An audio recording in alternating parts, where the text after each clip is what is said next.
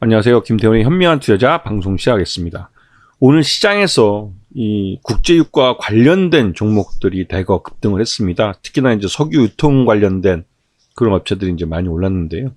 그렇게 된 이유는 여러분도 잘 뉴스에서 뭐 들으셔서 아시겠지만 중동 지역의 그 이스라엘과 그 하마스라는 이 팔레스타인의 그 테러주의랄까요? 이런 쪽하고 이제 충돌이 벌어지고 유혈 사태가 발생했고 이게 점점 확전 양상을 나타내고 있습니다. 주변에 뭐 헤즈볼라 같은 그러니까 아랍인들의 물리력을 가진 그 무장 집단들이 이스라엘과 대항을 하기 시작했죠. 여기다가 이제 가장 큰 그 군사력을 확보하고 있는 이란이 뭐 직접적으로 나서기에는 뭐 이라크와 시리아를 지나야만 또 요르단 등을 지나야만 이스라엘과 직접적으로 국경을 맞댈 수 있기 때문에 이란이 이스라엘에 대해서 직접적인 군사행동은 뭐 미사일을 쏜다든가 이런 거밖에 할 게 없을 겁니다.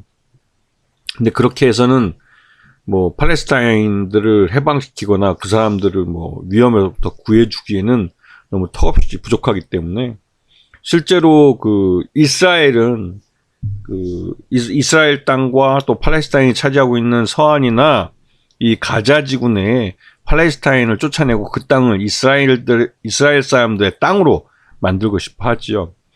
그렇기 때문에 이 충돌이 계속되고 있는 겁니다. 지금 가자 지구 내의 이 북쪽 지역에 대해서 이스라엘 군이 민간인들에 대해서 이 대피를 하라고 대피령을 내렸습니다. 그리고 그 대피령을 따르지 않는 자들은 민간인과 그 하마스 군사 조직과 구별이 안 되기 때문에 모두 하마스 군사 이 단체원으로 인정을 하겠다 해가지고, 그러니까 취급하겠다. 그래서 이제 이건 뭐 경고 없이 사살하겠다는 거죠. 근데 이렇게 하는 이유가 이 가자 지구를 보시게 되면 길다랗게 되어 있는데요. 이만큼의 땅을 이 팔레스타인 사람들 다 쫓아내고 남부로 이 땅이 비면 여기를 이스라엘 정착촌으로 만들려고 하는 겁니다.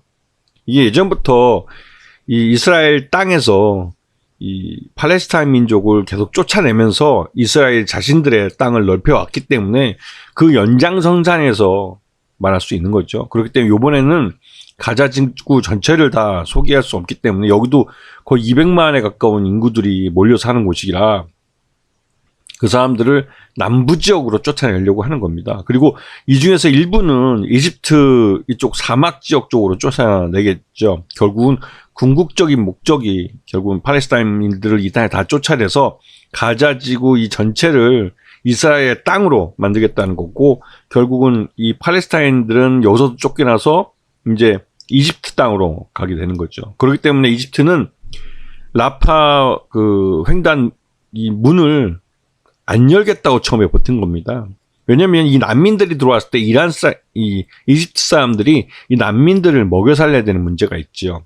하여튼 이러한 문제 때문에 지금 중동이 아주 복잡해졌어요. 중동에서 지금 이러한 복잡한 양상을, 특히 팔레스타인이 아랍인이기 때문에 발생하는 이런 문제에 대해서 예전에 뭐 5차 중동 전쟁까지 벌이면서 이집트는 결국 그 이스라엘과 최초로, 아랍 국가 최초로 수교를 했죠. 수교해서 이제 평화롭게 전쟁 없이 지내자 해가지고 화해를 했습니다. 하지만 이 시리아나 이라크나 이란 같은 주변 국가들은 여전히 이스라엘 존재 자체를 인정하지 않고 있습니다. 근데 여기에 사우디아라비아도 이 요르단과 이 시리아에 의해서 이제 이스라엘과 그 국토를 직접 국경을 접하고 있지는 않지만 워낙 뭐 친미 국가였기 때문에 웬만하면 이스라엘하고 부딪히지 않으려고 해왔죠. 그러다 이제 최근 들어서 미국에서 이 중동 지역에서 미국이 빠져나가는 대신에 그 중동 지역의 평화를 지킬 수 있는 가장 좋은 방법은 이스라엘과 사우디가 손을 잡는 겁니다. 그래서 이스라엘의 군사력으로 이 지역의 평화를 유지시키는 그런 역할을 하려고 하는 거죠. 이거는 이란에 대한 견제, 그런 목적을 갖고 있습니다. 근데 최근 들어서 이렇게 유가가 많이 오르고 하는 것은 이 페르시아만, 카타르와 그 아랍에미레이트라는, 우리도 특히 아랍에미레이트는 우리나라 군이 파견되어 있을 정도로 여기에 우리가 많은 투자를 하고 있고 또 여기서 석유를 많이 사옵니다. 그런데 이 석유는 이 호르무즈 해협을 지나야만 하죠. 요번에 이런 사태에서 항상 이란은 직접적으로 이스라엘을 공격할 수는 없지만 이 호르무즈 해협을 봉쇄함으로 해서 이 서구에게 타격을 줄 수 있습니다. 특히 우리나라와 일본, 중국이 가장 큰 타격을 받죠. 그렇기 때문에 미국이 그 중국에게 이 중재를 해달라고, 확전에 대해서 중재를 해달라고 나서달라고 요구하는 것은 이란과 어느 정도 친분도 있고 또 이 팔레스타인이나 중동 지역에서 사우디하고도 요즘 중국이 말빨이 좀 씁니다. 그러니까 미국도 중국에게 나서서 이 평화를 유지할 수 있는 방법을 함께 고민을 해보자고 계속 요구를 하고 있는 거죠. 근데 이게 이제 우리 증시에 바로 영향을 미칩니다. 이게 이제 국제유가가 이런 지정학적, 중동 지역의 지정학적 리스크 때문에 오르게 되면 정유화학이나, 왜냐면 이게 원유를 이제 그 원재료로 해서 산업이 돌아가기 때문에 이게 오르면 바로 오르죠. 또 조선업은 당연히 산유국들이 이런 그 오일이나 천연가스, LNG들을 수송하는데 배를 사용하고 있기 때문에 조선 업종도 이러한 산유국들의 발주가 늘어납니다. 그리고 국제유가가 오르면 사우디 같은 나라는 건설 투자를 굉장히 늘리기 때문에 이 사우디에서의 건설 수주가 또 늘어나게 되죠. 그런데 이번에 사우디는 팔레스타인을 지지한다고 하면서 그 이스라엘과 친하게 지내면 이런 발주에서 그러니까 사우디의 발주로부터 배제당할 수 있다는 부분을 명백히 했습니다. 그래서 우리가 좀 충격을 받을 수도 있는 거죠. 그리고 WTI는 이게 서부 텍사스 중진류라고 하는데요. 이게 이제 미국에서 생산되는 석유의 아주 기준 유가입니다. 근데 이 WTI 같은 경우도 최근 들어서 경기 침체에 대한 경고가 나오면서 가격이 많이 급락을 했다가 이 중동 사태로 석유가 다시 가격이 오르고 있죠. 근데 중요한 건 미국은 더 이상 중동에서 석유를 사오지 않습니다. 자신들이 생산하고 있는 셰일 오일로 충분히 미국 내에 소비하고 있는 석유를 다 커버할 수 있기 때문에 그렇죠. 그런데 중요한 점은 이 셰일 오일과 셰일 가스 같은 경우도 생산 단가가 굉장히 높습니다. 이 사우디나 이런 나라보다 생산 단가가 굉장히 높기 때문에 경제성을 갖추기 위해선 기본적으로 배럴당 80불 이상이 돼야만 이 셰일 오일과 셰일 가스가 경제성을 갖고 있다고 말들을 하곤 합니다.